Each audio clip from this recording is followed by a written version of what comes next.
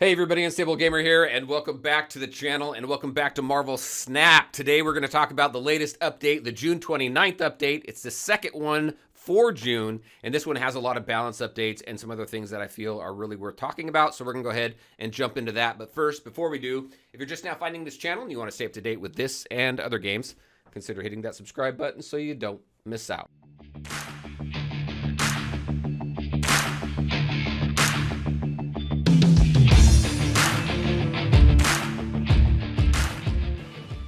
All right, and welcome back. So let's go ahead and talk about this. With the state of the game as it previously was prior to this update, which was just an hour or so ago, there were some decks in this game that were really dominating and really seemed very overpowered. The Dino deck, the Nova deck. So they've made some adjustments as well, some adjustments with some other cards also. So we're going to go ahead and take a look at that. But first, before we get to it, they've done some general updates, some updates for missions, some season pass updates that I want to talk about. But if you want to go through this, because we're not going to hit every single point, we are going to take a look at all the cards though. But if you want to take a look at this and everything that they did, I'll put a link in the description below. This is on their official Discord in the game updates, and you can go ahead and take a look at this and just read through everything.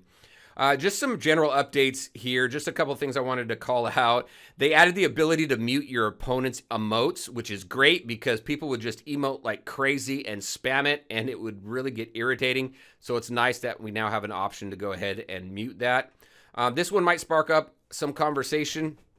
They added a daily limit to the amount of boosters that you can get every single day. So they max it out at 200 boosters per day. Now those boosters that you get are random based on what cards that you are taking into a match. And I believe you can max out at 6 boosters. That's if you make it all 6 rounds. So if you do that, basically what that does is if you play 33, 34 matches in a day, then any match after that, you're not going to be collecting any more boosters. So, at least that's the way that this reads. All right, so max boosters per day. They're not saying per card. It's just max boosters per day. So if you're playing 33 or more matches a day, you're going to max out on your boosters. They're saying that this really affects less than 10% of the players. It'll be interesting to see what that stat looks like once this hits global launch, because right now the player base is pretty small. So 10% of the player base is going to look pretty small. But when you put it on the global scale, we're going to see that blow up quite a bit. Plus, you have a whole lot more players out there who's going to put more time in it. You're going to have a lot more hardcore players than you currently have right now, more than likely. So we're going to see that stat change. So it'll be interesting to see if this changes at all and what kind of feedback we see from it. They did some mission updates there. The season pass is the next one. So what I'm going to do is I'm going to take a look at a resource guide that I put together. If you've not seen it, I'll go ahead and put a link up to it over here for the video that I just recently did and the updates that were made to it. But I have all the cards in here, season pass information, a lot of stuff. So if you're interested, check it out, and definitely let me know what you think. So right now, as far as the season pass goes, they're going to start season pass starting with season 2. You're going to unlock that first reward instantly, which is great because with season 1 you didn't. They're also going to increase the experience rewards granted for completing missions. So that's going to allow you to complete the season pass a little bit quicker. Now, I'm free to play on season 1. I haven't decided if I'm going to go that route on season 2, but I really wanted to get a full free to play experience with the season passes.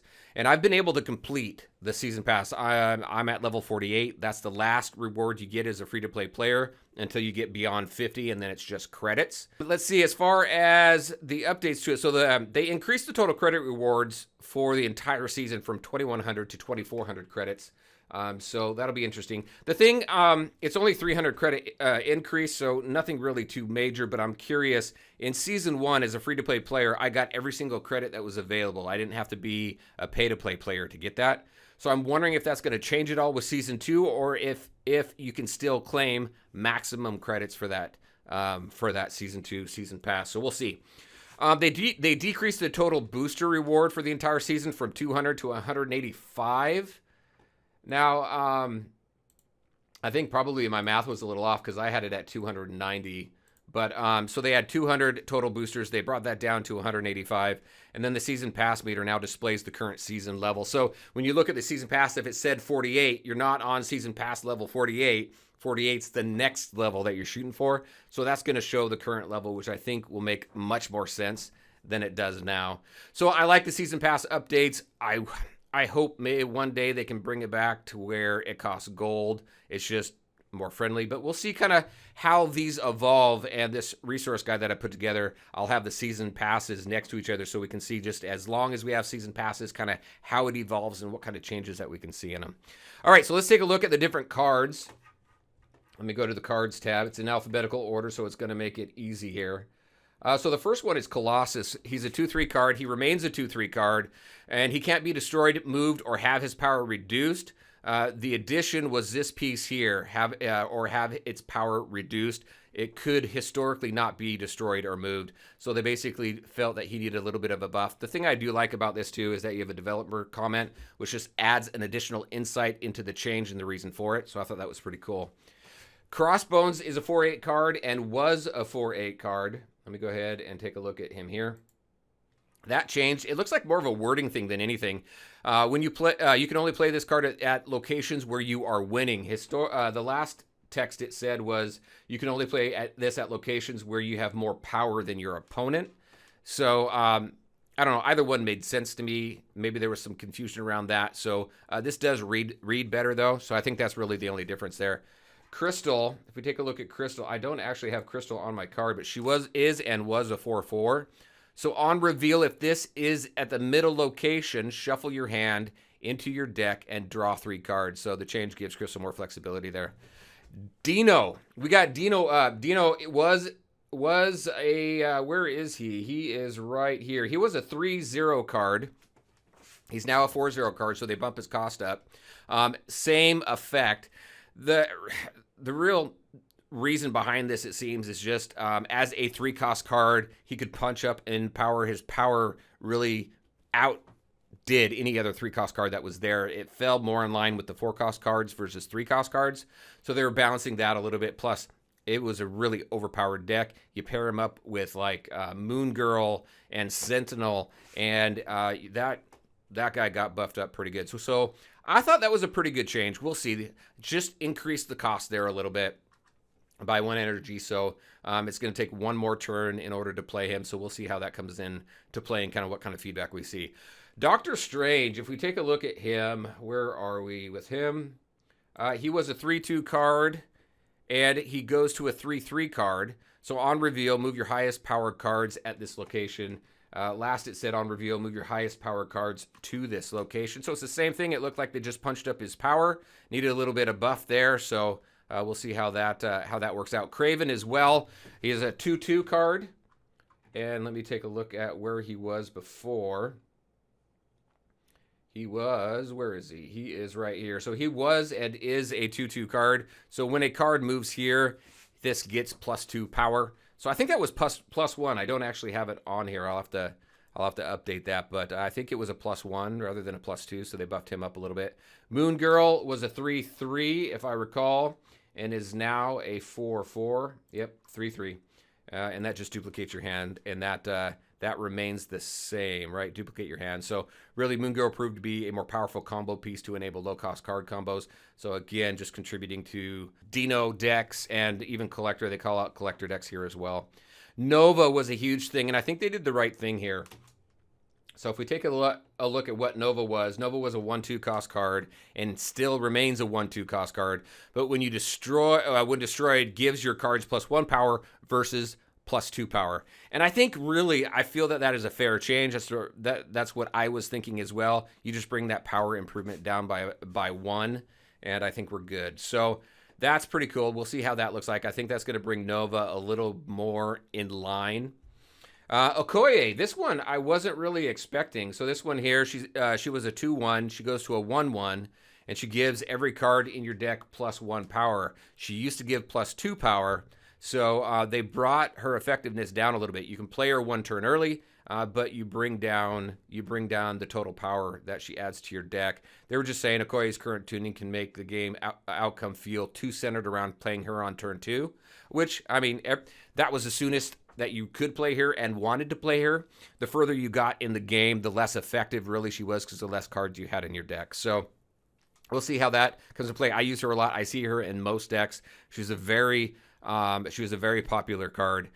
They're also saying they were looking at boosting up or increase the pool of one-cost cards, so they thought that was a good move there. White Queen, I agree with this, actually. I do and I don't. I use her sometimes. I've seen a lot of people use her, but she is a 4/6 card. I think she was a 4/6 card as well. Let's take a look at it. White Queen, yeah, 4/6. So she was and is remain a 4/6 card. On reveal, draw a copy of the highest card in your opponent's hand. Now, historically, what it was draw a copy of a 6 card. Draw a copy of a 6-cost card in your opponent's hand. So they just felt with how often that card didn't deliver a card, how often there were no 6-cost cards in your opponent's hands, they just felt by taking it to just one step back, right? So just the highest cost card. So if the highest cost card in your hand is a 2, then you're going to get a 2. So they just felt that deserved to be a little bit tuned up. So that's what they did there. And then they also did some text-only updates for Morbius Claw, Widow's Bite, and Rock Slide. I don't know what those text updates were, but that's what they did. So those were the card updates. I think I'm pretty happy with them. I don't have any issues with them. No major issues. It doesn't mess with any of my strategies, really. I really tried to stay away from Dino and Nova because I wanted to work with some other cards. So I don't think it's going to hit me too hard. I think I may have to adjust a little bit because I think I have Dino and Moon Girl in my negative deck. But we'll see We'll see how that really impacts it. And actually, for the negative deck, I think makes it more valuable because it turns Dino into a 0/4 card, a 0-cost 4-power card instead of a 0-cost 3-power card. So we'll see how that works out. All right, they also made some changes to some locations. So we got some new locations here. Starlight Citadel, so after turn 4, swap the position of each location, which is pretty interesting. Death's Domain. Now, this is one where you play a card, you destroy it. That used to be Nowhere. And then Icebox gives a card in each player's hand plus 1 cost. The location updates here, so Nowhere, instead of now destroying a card, on reveal, effects do not happen at this location. So that's pretty interesting. And then Mirror Dimension on turn 4, transform into one of the other locations. As far as Nowhere goes, they just felt that destroying a card on play at that location felt better and fit more with Death's Domain, so they came up with something new for Nowhere. And then there's some additional bug fixes and stuff there, so you can go ahead and read through that. Overall, I think the update's pretty good. It's a sizable update compared to the last one. That last one obviously was pretty minor. So a few things I'm excited for is to test some of these new cards out, see if it really changes any of my strategies. And I'm really looking forward to seeing what Season 2 has and what that pass has to offer. So those are the changes. Those are my thoughts. Very interested in your thoughts. Are you playing the game? If not, what do you think of all this? And if you are, again, curious what you think about all this. And does this really change any of your strategy? All right, everybody, that is what I had for you. As always, I want to thank you all for taking the time to watch the video. If you liked it, make sure to hit that like button and share your thoughts and questions in the comments section below. Take care, everybody, and we'll talk to you next time.